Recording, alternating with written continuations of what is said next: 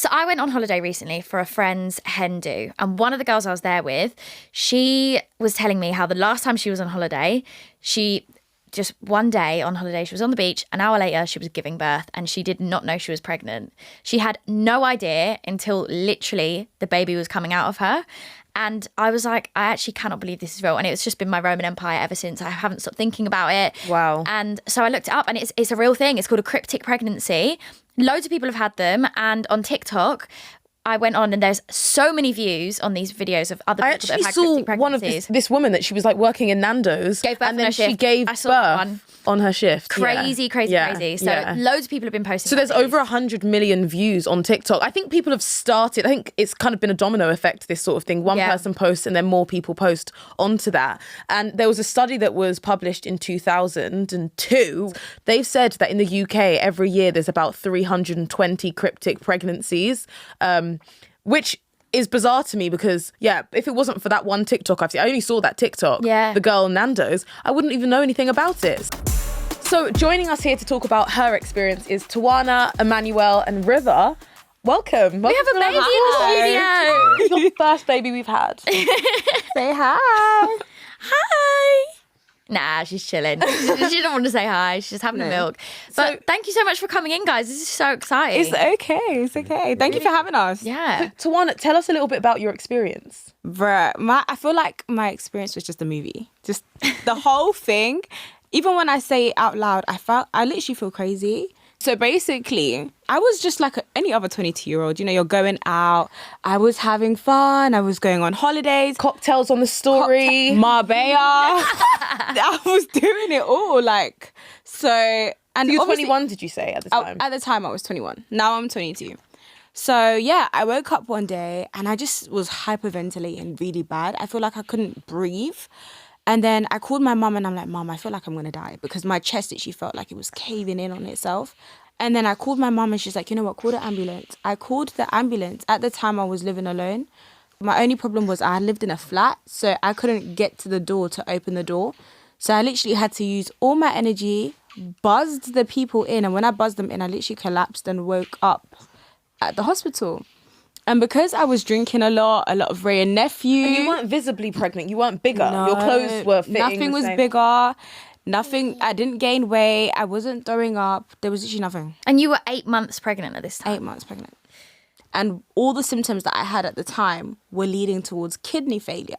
And, you know, I was drinking a lot of Ray and Nephew. And I think Ray and Nephew is like 85%. Oh, my. It's like an 85%. Not his nephew. Uncle Ray. So the chat. Everything I was drinking was literally leading towards kidney failure. Right. Yeah, so they were like, we have to put you in an MRI scan to see what's going on in the inside. But before we put you in the scan, you have to do a pregnancy test. And I was like, well, I'm not pregnant. Like, I'm on contraception.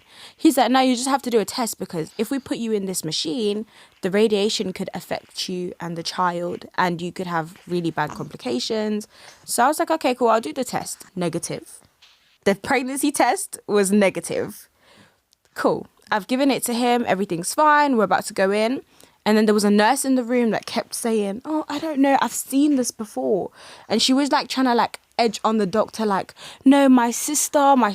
Even when the doctor was like feeling around my stomach, because I was just flat, I wasn't even bloated. So you're saying the nurse kind of knew? Yeah, she had a feeling. So she was just trying to tell the doctor. She was like, no, please don't take her in. Don't take her into the machine. And the doctor's kind of like, excuse me, I'm the professional here. Like, we've done the pregnancy test.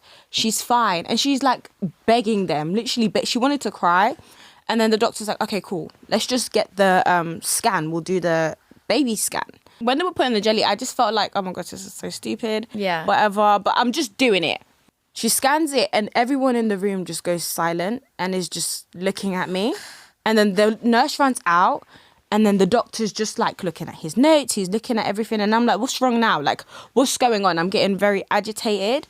And then he's like, okay, no, one moment, Tawana. And I'm like, I'm like sitting up now and like wiping off the jelly off my stomach.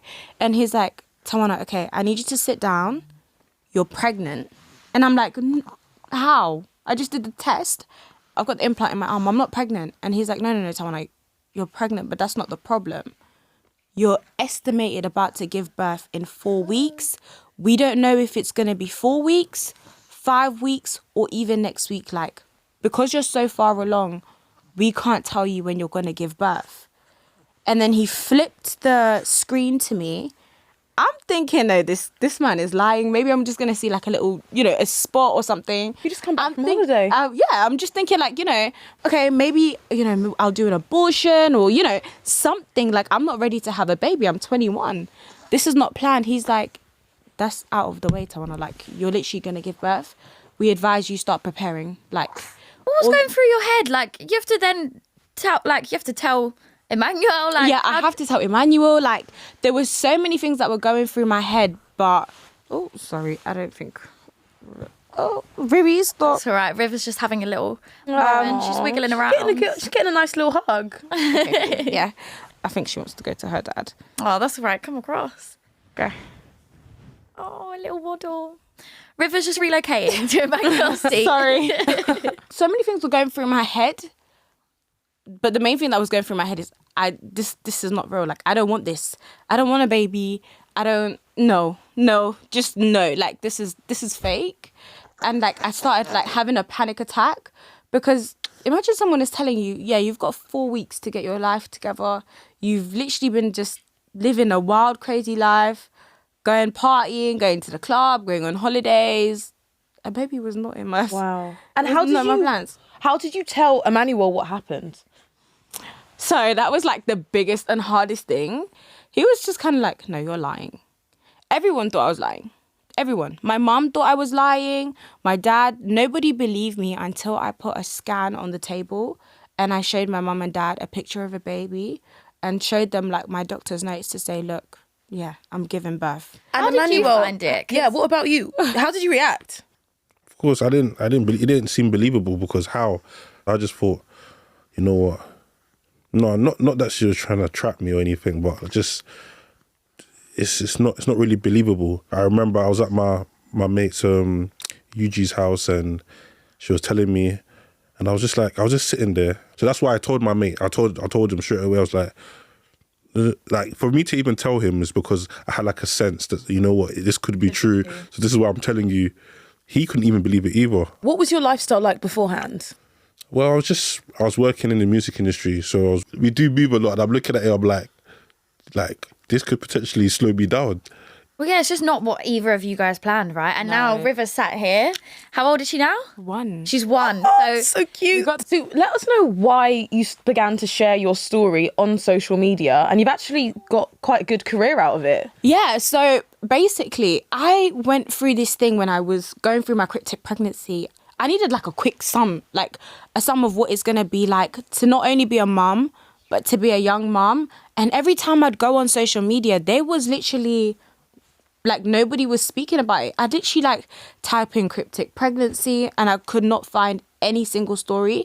So I felt like, oh my God, like completely like alone. And I went through like a really deep depression because it was like, no one's giving me any advice. No one's speaking about this. Like, what is it like? And then I think I seen like one video which had like, I think like 100 views from a girl in America speaking about it. And she's literally like the only one that advised me. That's mainly what made me start, recording videos and just speaking to other young mums because I felt so depressed. Like, okay, now I'm going to be a mom. My life is over. I can't go out. And then I just started like making my own podcasts and speaking to other women that are young mums as well. Have you had a good reaction from like, since you've been posting, have you had a good reaction from people who have watched your videos? Surprisingly, yes. Because I feel like, because it's more open, my page. Like, I don't really hide. I told you guys in front of my daughter that I wanted to have an abortion. Most mothers would really like hide that and be like, oh no, I'm so happy to be a mom. Yeah. There's so many things that I go through in motherhood that other women wouldn't want to speak about, especially being a young mom. I just like it being completely unfiltered. Somebody else. Sorry, for people that are just listening, River is just wandering around the studio. We've got a baby on the loose. Looking at our photos, our mugs. Love it. It's a great time. Yeah, so what advice would you give to someone if they, were in that stage you were at where you're like, oh my God, I have 4 weeks or maybe less until I give birth. Mm-hmm. What did you want to hear at that moment? Like, what would you want to tell other people? harsh advice, but get it together. There's no, like, that's the only way I could say it. Like, I gave myself 24 hours to cry and mope and, oh my God, I'm not ready, da, da, da. But I have to have the baby. There's no time to, like, play. There's nothing. Like, get it together. Just literally get it together and wing it, because I think even still now I'm winging it. I'm 22 and I'm a mum. We are growing up together. Literally, we're literally growing up together. Like, I'm winging everything. But you're doing amazing, and you've got so many, that, your TikTok career. And Emmanuel, how do you feel about like having shared this experience online and kind of the amount of views? Because you've had loads of views on TikTok, right? Yeah. Like, how do you find that, Emmanuel? I mean, I see it as, of course, positive, because she's sharing her real life story. River came out like a miracle, to be honest. It's both shaping our lives to become better, Sing-song. to become better people. Also, to learn how to adapt really fast as well. Yeah. And not knowing what direction life will take you, and just going on with the journey, to be honest, because it's literally a journey. Are you enjoying it? You loving it? No, I'm loving it, because it's helping me become more intimate, more loving. I mean, yeah, like learning more about yourself. Learning more about myself. Yeah. I'm also like developing patience. You need to be patient when you have a child. Like, that is a number one feature that you need to have. You just have to see the positives in it. And that's how I've tried to keep my mindset. To be honest, she's a blessing, so we can only accept the blessing. Oh, yeah. Adorable. Yeah, River's just handing Emmanuel some newscast. And you Is it newscast? Oh, it's newscast. She's very, very cheeky, I tell you. She knows what she's doing. Oh, well, thank you She's the so star much of the for show. coming on and like sharing all of that you with for us. That having was us. so No worries. interesting. Thank No you worries. guys for coming. And thanks for being our first baby in the studio, River. Bye, River. See you, River. Bye, River. Oh, we got a wave. We got a wave. Oh. So listening to that with us was Elena Bailey. Hello. Hi, girl. You're one of the journalists on the BBC Health team. So we thought we'll get you in to answer our questions that we have burning. How do people miss this?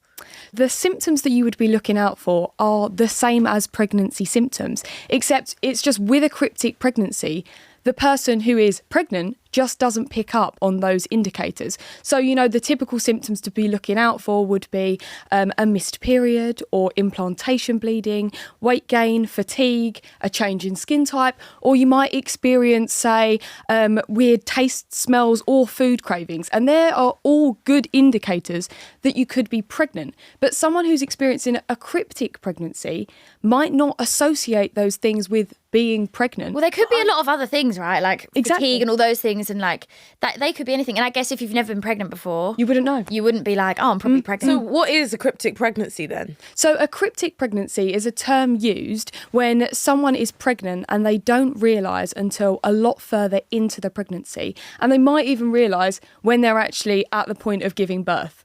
But could it be denial? Like, could someone be like, I just, like, deep down they know they're pregnant, but then they're like, I just don't want to accept it, so I'm just going to pretend it's not happening. So I actually spoke to Dr. Mariana Trent, who is a clinical psychologist, and I asked her about denial, and she said to me that it's not really a case of denial. It really is a case where these women or pregnant people have missed the fact and not picked up on these symptoms, and they really don't know. Probably it's more relevant to discuss the kind of shock and trauma of it all when you're kind of in that situation and you're finding out so late in the day that you're pregnant, and even to the point where I said, like, you could be in labour and you're like, oh, right, okay, I'm having a child. And if you have any doubt, you need to be doing a test, going to your GP and making sure that you're on the right pathway to getting kind of the best care for you and potentially your baby. Does it happen more commonly to any type of people? Like, is there anyone that should be more, like, alert?